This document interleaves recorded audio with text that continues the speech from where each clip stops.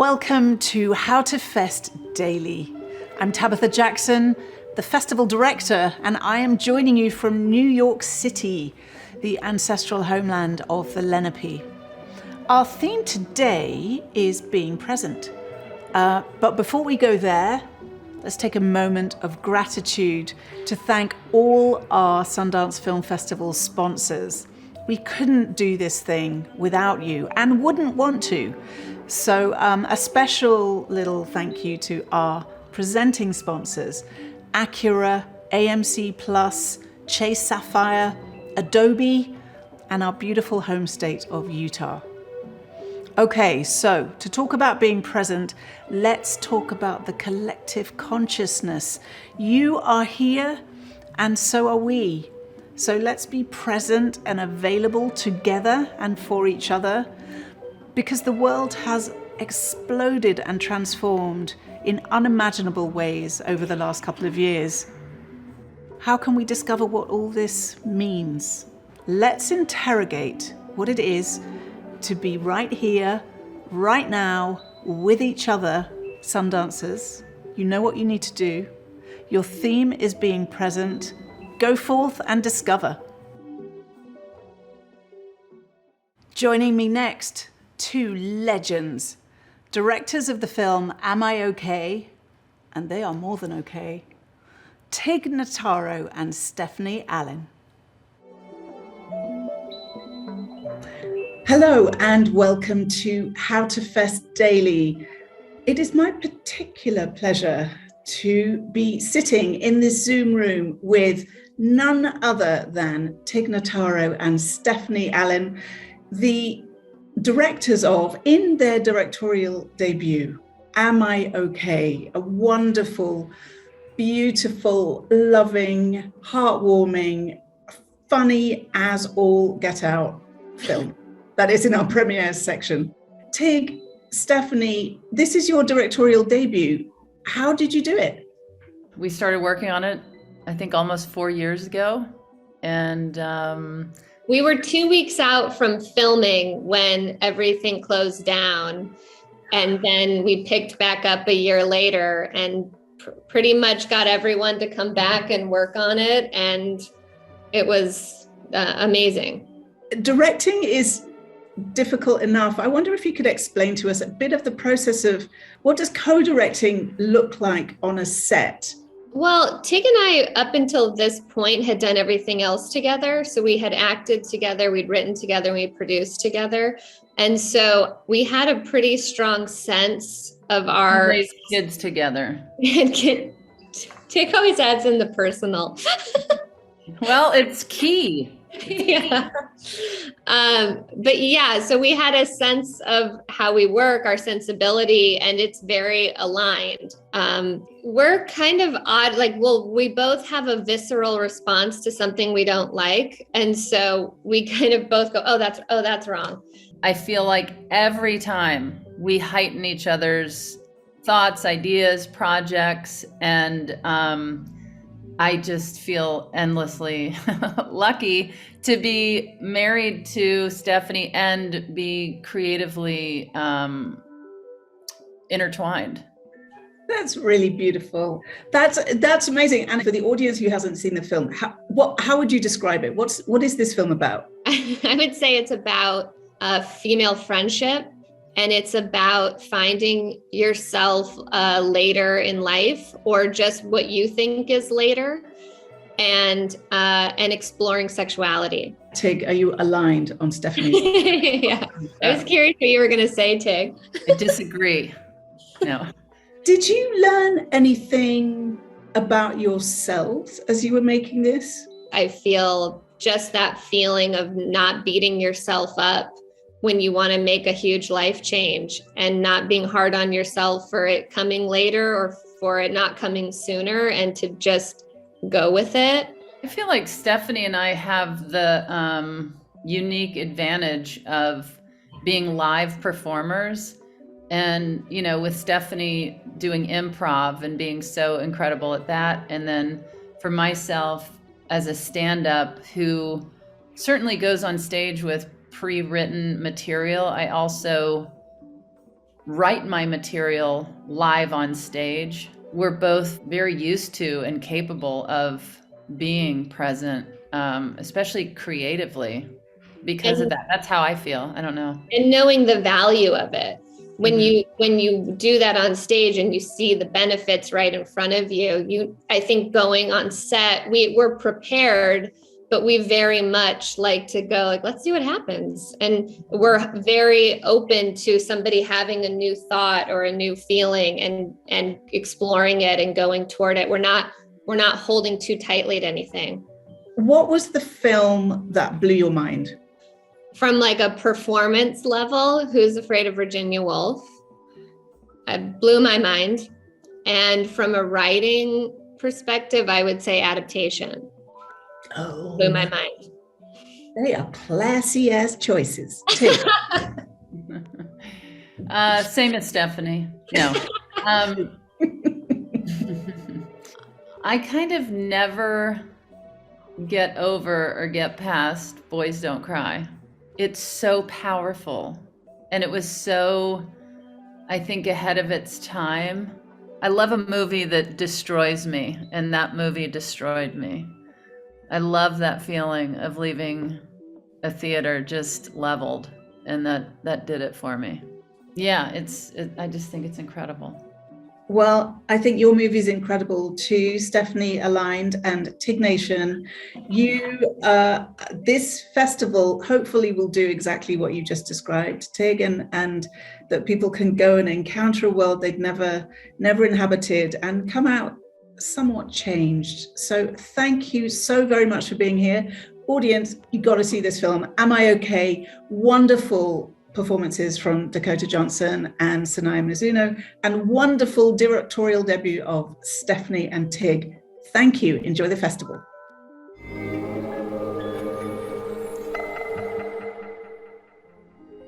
You are here, and so are we. This is not by chance or luck or something so fickle as coincidence.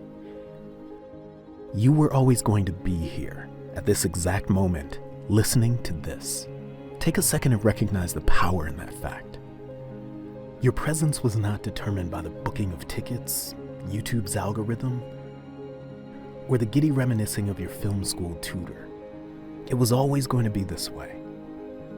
Now look to your left, your right, behind,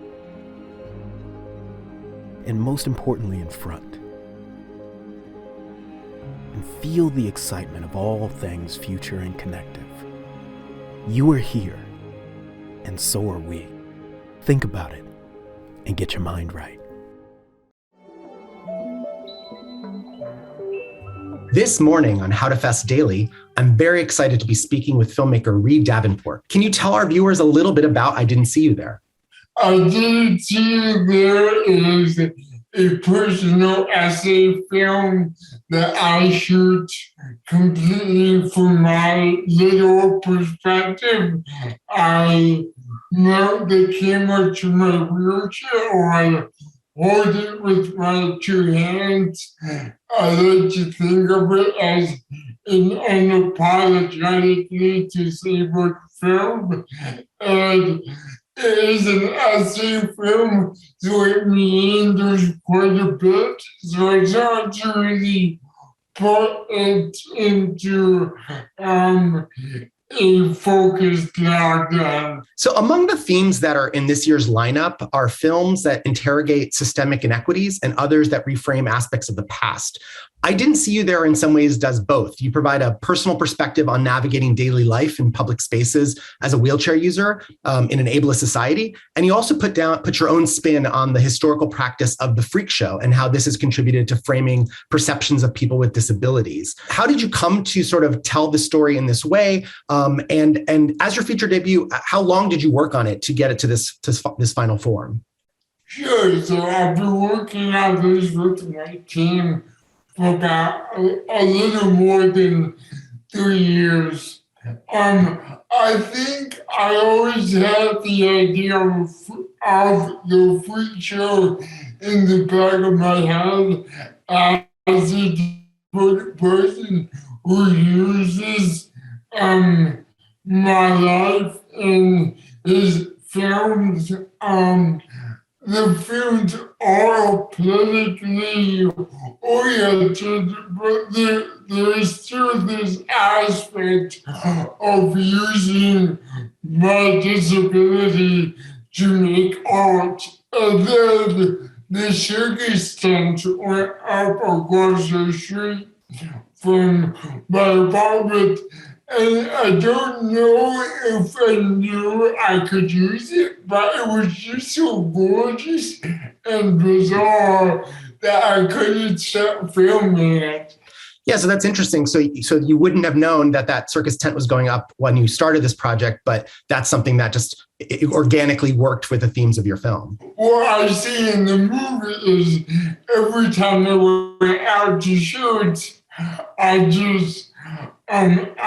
couldn't get the tent out of the frame. It was very much haunting me, kind of like the legacy of P.T. Barnum, who was born in my small hometown in Connecticut. Speaking into the future, and I know like the film is just getting out there now, but are you developing any new projects that you can talk about at this point? Like, do you have a sense of sort of other things you're going to be working on? Yeah, I'm working on another feature with multitude of films concerning assisted suicide and disability and how disabled people have and continue to die unnecessarily under the guise of assisted suicide. So you worked on this film for several years and you're premiering it at Sundance Film Festival. Can you talk about what it means to you to be able to share this project with audiences finally and be able to have it out there? I still haven't completely processed it. I've been making films for 10 years and I plan on making more films. And I think as a filmmaker, you always dream about being able to go to Sundance not knowing if it'll ever happen. And on that note, I want to remind everyone to just make sure to get your tickets to stream I Didn't See You There, which premieres today, Monday, January 24th, as part of the 2022 Sundance Film Festival. Thanks again, Reid. Thank you so much. If it's Monday, it's Volunteer Appreciation Day. How can we hug the volunteers if we're not near them? I don't know, but sending virtual hugs to these amazing people who, for 0 cents, come and work our festival. I think for the love of independent cinema and this community, we couldn't do it without them. So volunteers, sending virtual hugs, and thank you. Now, when you've finished virtually hugging your volunteer, here's what you should be doing today. You should be going to see Am I Okay? Because we just talked about that with Tig and Stephanie. And also Emily the Criminal, John Patton Ford's fantastic film with Aubrey Plaza. You don't want to miss that. I Didn't See You There. Reid Davenport. We just heard Reid talking about this fantastic piece of artful nonfiction that he has made for us. And then going around the world, Dos Estaciones, The Mission, Girl Picture. What a rich tapestry of independent cinema we have for you this Monday.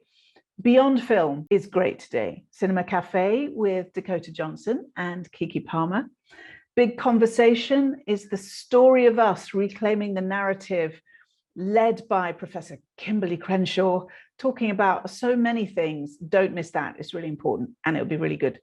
And then a transcendent performance by Lynette Walworth called How to Live After You Die. Lynette has premiered many of her works here in New Frontier. This is very different. It's just her words, her life. Don't miss that one. And what else have we got going on today, this fine Monday? The Adobe panel, always a keeper. Go and see who's talking about creativity and collaboration. The Chase Sapphire LA Times talks. Today, it's Am I Okay with Tig, bit of a theme going on, and Stephanie, obviously. And The Atlantic, talking with the Master team and with the 892 team. And NPR is in conversation with Miha. Great film that is. So apart from New Frontier and The Spaceship and an incredible piece called Cosmogony, which is playing today, just go and socialize, hang out, come and say hello to me, and most important of all, go forth and discover. See you tomorrow.